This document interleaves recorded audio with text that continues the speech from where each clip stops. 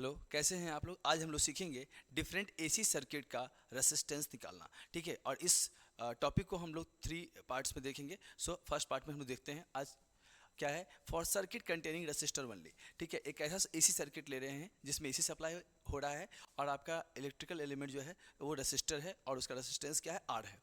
ठीक है, तो इस सर्किट में जिसमें एसी सप्लाई हो रहा और एक सिर्फ रेसिस्टर हो तो उसका रेसिस्टेंस क्या होता है, वही आपका रेसिस्टेंस जो होगा रेसिस्टेंस ही होगा, आर ही होगा।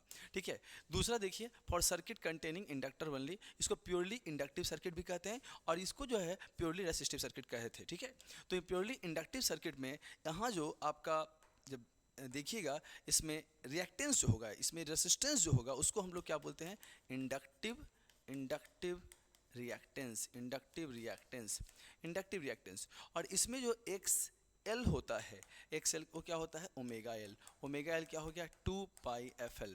एफ क्या है, फ्रीक्वेंसी है। ओमेगा क्या है, एंगुलर फ्रीक्वेंसी है। ओमेगा क्या है, एंगुलर फ्रीक्वेंसी है। ओमेगा है एंगुलर फ्रीक्वेंसी। ठीक है, ओमेगा क्या आ गया, वो एंगुलर फ्रीक्वेंसी। ओके, अब देखिए यहाँ पर इसके बाद फिर क्या है, एल क्या है, एल इंडक्टेंस है। एल इंडक्टेंस है किसका, इंडक्टर का या फिर किसका, कॉइल का। उसके बाद हम लोग आगे चलेंगे तो उसमें क्या है, resistor circuit containing capacitance only. Resistor को तो देख चुके थे, अब हम लोग देखने जा रहे हैं किसका, कैपेसिटर का। तो कैपेसिटर का प्रॉपर्टी क्या है, यहाँ पर कैपेसिटेंस है या फिर कह सकते हैं कैपेसिटेंस। इसमें क्या है, ये इसको प्योरली कैपेसिटिव सर्किट कहते हैं बिकॉज इसमें सिर्फ और सिर्फ कैपेसिटर है। ठीक है, तो इसमें होता है जिसको हम लोग कहते हैं कैपेसिटिव रिएक्टेंस, कैपेसिटिव रिएक्टेंस। और ये होता है एक्स सी 1/ओमेगा सी, जिसको हम लोग लिखेंगे 2πfc।